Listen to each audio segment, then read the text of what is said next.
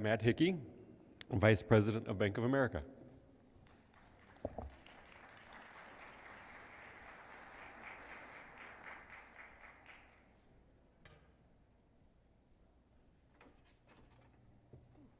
Good morning.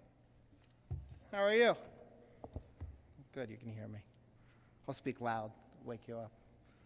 It's my pleasure to be here this morning. My name is Matthew Hickey, and I am with Bank of America and the Community Development Lending Group. And it's my pleasure to introduce our inspiring speaker for this morning, Anisha Freeman. Before I do, I just did want to talk a little bit about what Bank of America is doing in the state of Michigan and working with you as community development leaders to help drive economic development in the state of Michigan. Community development is a huge part of what we are doing and what we are about at Bank of America, and we're deeply committed to our communities. We've supported our neighborhoods for more than 20 years, and we are not going to stop now. As part of our 10-year, $1.5 trillion commitment to community lending and investing in 2010, Bank of America invested more than $600 million in tax credits throughout the United States, as well as lent $1.7 billion for the creation of affordable housing and renewed commercial spaces throughout our franchise. Despite this challenging economy, over the last 3 years, Bank of America has increased its lending and its investment in community development activities, and this reflects our steadfast commitment to the affordable housing industry. Added together, Bank of America's 2010 lending and investing created 10,000 units of housing throughout our franchise. Sometimes it's hard to take numbers like this and bring them down and break them down to make them something tangible that's on the street, something that you feel in your neighborhoods and in your communities. So I'd like to share with you just several projects that we are working on presently that exemplify Bank of America's work and what we're doing with you, our community leaders. Nothing speaks more highly about Bank of America's commitment to our communities than our work on Broderick Tower, which is in downtown Detroit.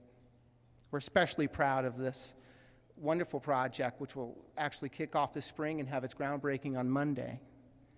Using a creative mix of new markets tax credits, loans, both leveraged and unleveraged, and tax credit investments, Bank of America provided more than $21 million in loans to this project, as well as additional investments in historic tax credits, new markets tax credits, as well as allocated tax credit, new markets tax credits through its own CDE for this $57 million redevelopment project. And among the dozens of housing projects that we've worked on throughout the state of Michigan, last year's development of the Dickerson Manor apartments in Detroit are especially impactful. Together with our partners at MHT Housing, Inc., when Dickerson Manor is complete, it will provide 66 units of badly needed, new, affordable senior housing in the city of Detroit. This project will boast great amenities, a library, a salon, a health clinic, athletic center, craft room, and a fellowship area. In addition, last month, Brian Moynihan, the CEO of Bank of America, spoke in the city of Detroit and announced our partnership with the city of Detroit to donate more than 100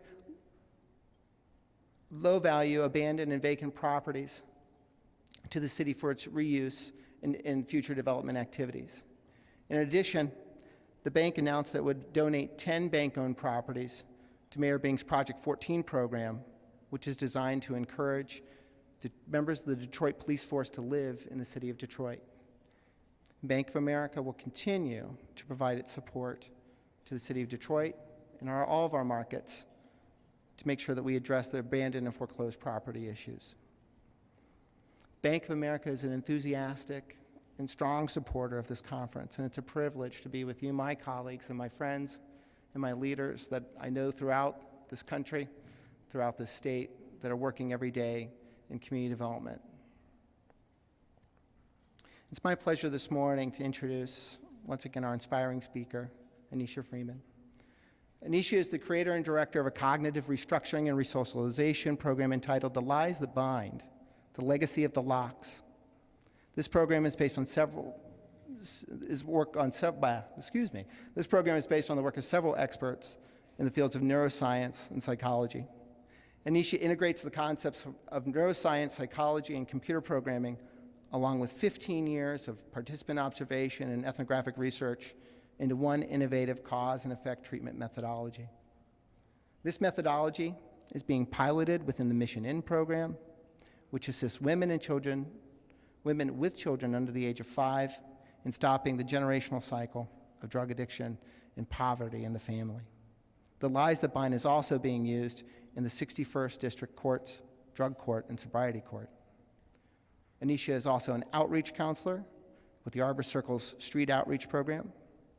Anisha has developed an adolescent version of the Lies That Bind program that is in its third pilot, targeting severely wounded, high-risk inner-city youth. She is a certified addiction counselor and completed her MBA in August of 2008, and she began pursuing her MSW in the fall of 2009. Ladies and gentlemen, it's my pleasure. Please welcome Anisha Freeman.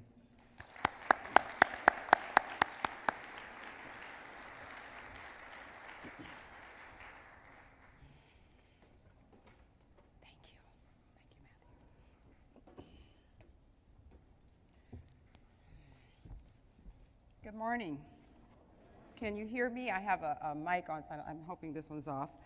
I want to start off by apologizing for the sexist language in my title for today. It's a quote from this TV series from the 70s, The $6 Million Man. Did anyone recognize the name of the title for? And so then later, after I gave Megan and Tiffany the title, I'm thinking, well, people might say that's sexist language, so it was too late. They had already made the brochures.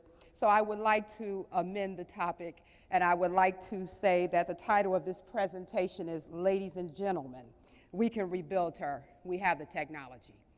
And I would like to say that I would like to stand in proxy for a population of people today, that this is just not about me. I'm going to tell you my story briefly, but I'm not going to talk, this is not just about me. This is for a group of people whose society, who a lot of people in society have written off as incorrigible, because that was the label that they gave me.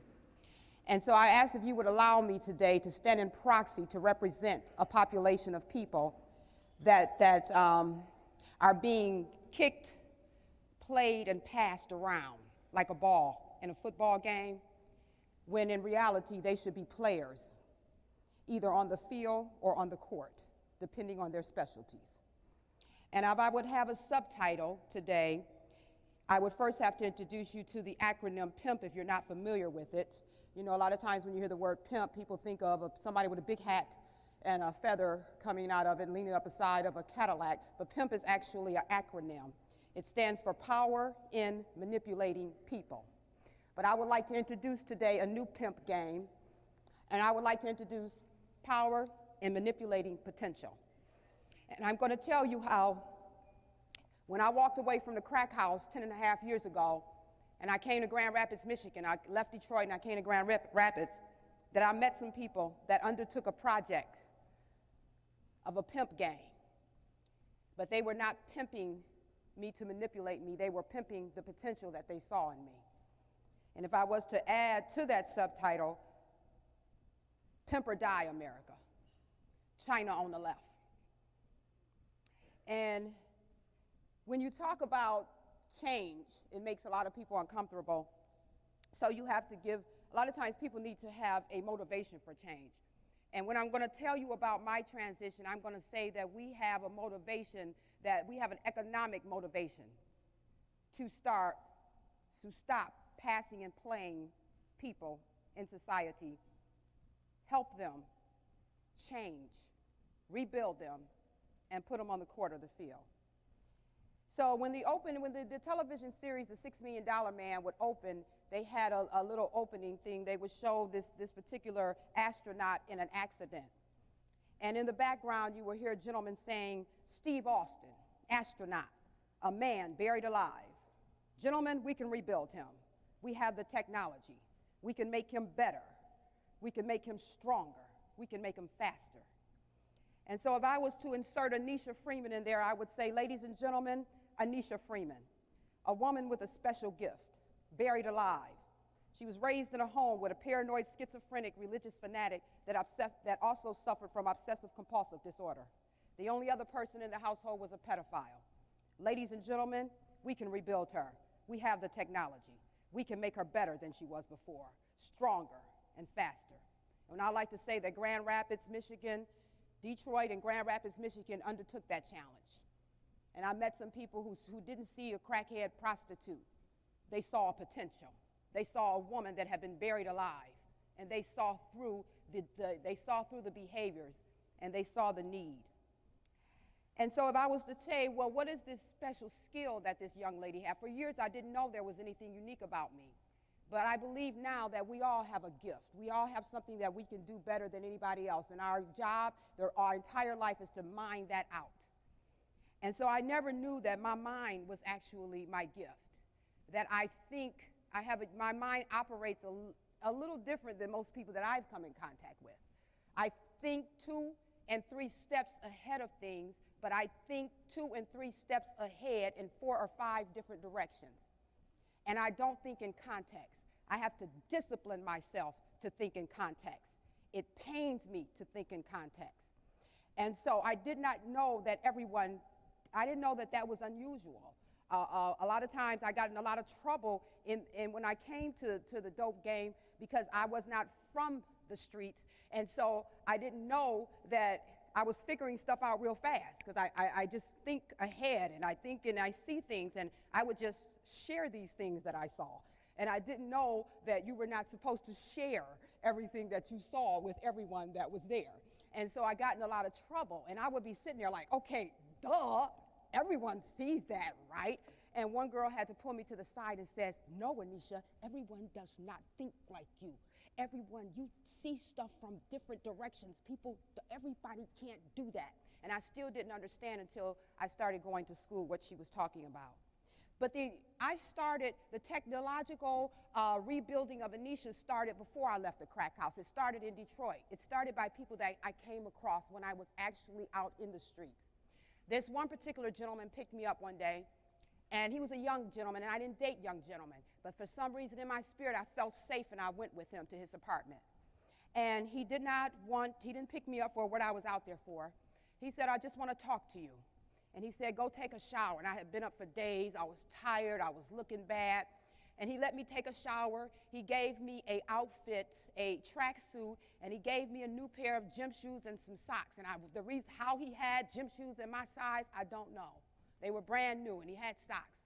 And he sat me down, and he gave me some dope. And that was the only way that I would sit there and listen to him. And so he told me about basketball and football. He told me I didn't know anything about sports. So he told me the difference between basketball and football, gave me a little brief overview. And he said, Anisha, you are a basketball player, and you're on a football field. He said, I've been watching you for a while. He said, and people are kicking, passing, and playing you. He said, and you're out of pocket. You don't belong here. You belong on a court. You move fast. You think fast. You need to be somewhere else. And then he let me leave. And I walked back to my lifestyle. I didn't change right then, but the technological rebuilding had begun. I came across the store owner that owned the store right around where I prostituted on Woodward Avenue. And he didn't allow most of the girls from the streets in his store because they would steal, but I never would steal for him. In fact, he would give me credit because he knew eventually I would pay him back. It might take me 7 or 8 months, but I would pay him his $5 eventually. So he would pick at me a lot of times when I came in his store, and he would insult me, and I'd insult him back. That was our little routine, and then I'd leave. And one particular day, he just shook his head, and he said, what a waste. And I'm standing there, and I'm looking at him, and I'm like, what are you talking about?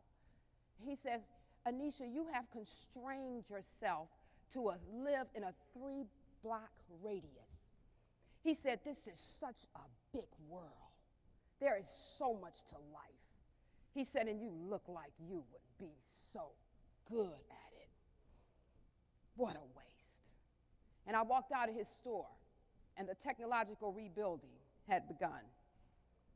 And there was a particular psychiatrist, because I had been diagnosed as a paranoid schizophrenic, and if you